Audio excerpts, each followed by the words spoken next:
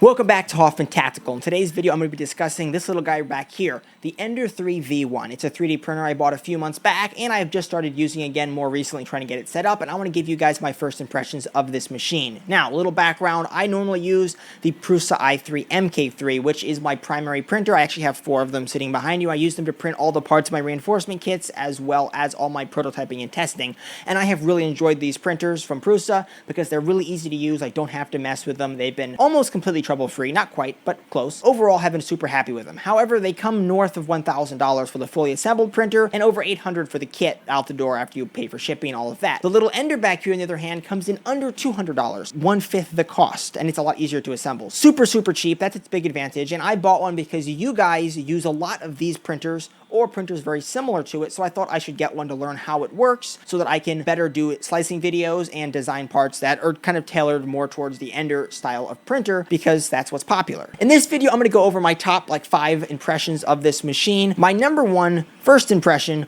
was that manual bed leveling really sucks. On the Prusa printers, it's all automatic, which is super, super cool. Auto bed leveling is awesome. However, the Ender is all manual. There's little jack screws underneath the bed you have to adjust to get the bed level. At first, I was trying to use the method with a sheet of paper or a feeler gauge and adjust the nozzle in each corner to get everything level, but the bed isn't even really flat, so I didn't find that very useful. You end up chasing your tail for hours and never really get a useful result. I've had a better experience manually leveling the bed more recently because I simply wait till the print starts and then adjust the jack screws to make the line look like it's extruding properly on the bed as the print is running, and that only takes like a minute or two, and it's not such a painful process anymore, but I still don't like it. My second impression is that the print quality is actually really good once you have the printer properly set up, and I'm actually impressed by the good print quality, the lack of ghosting, the lack of vibration. It's really good print quality, equivalent to my Prusas, I would say, just as good, or very, very close. I think that there's a few important things when setting the printer up to get this good, and I'm not really an expert to talk about this. I'm still learning. If you guys are interested in more videos on how I set my printer up, let me know. What I did was I just made sure that the Delrin rollers and the belts were set up so that everything ran smoothly but tightly without a lot of extra slop or movement in the axes. I used Prusa Slicer to set up my printing profile. I made some adjustments to the acceleration and the retraction settings, and I just went with that, and I'm getting pretty good print results. Printed a few benchies off, and they've looked actually remarkably good. I would say print quality has really impressed me for the way the printer is constructed. The way the bed is just cantilevered off of a single rail, and the way that your entire x-axis is only lifted by one lead screw would make me think that this printer wouldn't even get close to producing quality results, but it does, so that is actually really impressive. My third impression is that the printer must be calibrated. You have to do calibration on your millimeters, or your steps per millimeter on really all your axes. Extruder was way off by more than 10%, so when I first got the printer, it was really under extruding. I've been calibrated that, and the other axes, I'm actually printing some little test samples right now so I can calibrate those. Calibration is going to be an absolute must on all your axes, and that is something which I should also do a video on once I learn a little bit more about it. Interested in that, please just let me know in the comments below. And this leads me right into the next impression which I have for the printer, and that is that the firmware that is included from Creality on the Ender 3 is really buggy. Well, not really buggy, but somewhat buggy. It works, but it has its problem. From when you're doing your E-step calibrations or your steps per millimeter calibrations on your axes,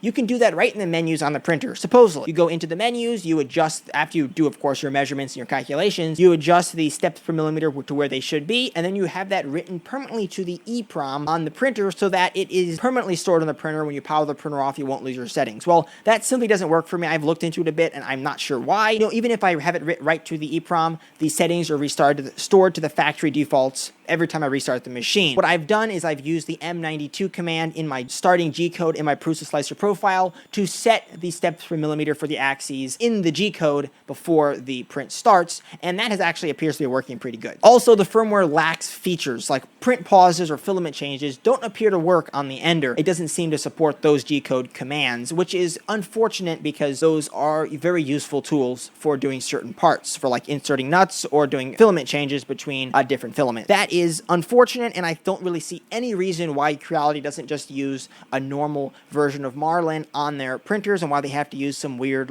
messed up version, which they've done. Well, I have not updated the firmware yet, and I'm printing quality parts with the current firmware. If you want to do more advanced printing with your Ender, updating the firmware is going to be a necessary step, and that is a more involved process. It's not just super simple. It looks very possible for anybody to do. I'll probably be doing it here at some point, but it's a more involved process, which is going to require some research. And my last impression of the printer would be that the build quality is low, or maybe low is a bad term. The build quality is just very, very basic. There's really no cable routing that comes with the printer. The filament holder and the filament routing is not well thought out at all. You can see back here, I've actually put the spool over on the side, which, as you can imagine, could turn out very badly if I printed tall parts, but for now it's working for the short parts, and it helps the filament feed much better. The stock extruder that comes with the printer is pretty bad, and you have to make sure your filament is coming off your roll quite easily with very little resistance. Otherwise, jams are a big problem, and I have had jams. The extruder begins stripping on the filament, and that's no fun. So that part is not very nice. The bed is running on a single rail, just right down the middle, so it's not particularly stable if you put a lot of weight on one side. So if you were printing big, heavy parts, I can imagine that potentially being an issue. The build quality, it definitely works, and as I said earlier, I'm remarkably surprised by how good the print quality is. However, it is extremely basic. While I have not printed any mods for it yet, I will be doing so. You're going to have to expect to print new parts for your printer to do proper cable routing, make sure that your filament is feeding properly, also just some other little things. There's actually a lot of people who have designed different mods for the Ender to help improve it with the extruder and other parts, and I would say that those things are going to be necessary upgrades if you want to use an Ender 3 long term. However, just stock, like my printer is right now, it is working, but I would definitely say I'm not happy with the quality of the construction as it is, because a lot of things aren't well thought out and will require the end user to do quite a bit of work to just make sure that everything is set up properly. Okay, so this is actually a really quick video I was just doing, so just to kind of give you an introduction of my thoughts on the Ender 3, so I'm trying to keep it just limited to those 5 main points. There are lots of other things I could talk about. However, I want you to comment down below what you think. I'm still learning how it works, and I should maybe be releasing some videos as I go. So I hope you guys found today's video interesting. It probably wasn't particularly educational or helpful. It's just me reacting and complaining about cheap printers because I'm spoiled by the Prusa printers. However, hope you enjoyed it. Thank you so much for watching. I'll catch you guys again next week.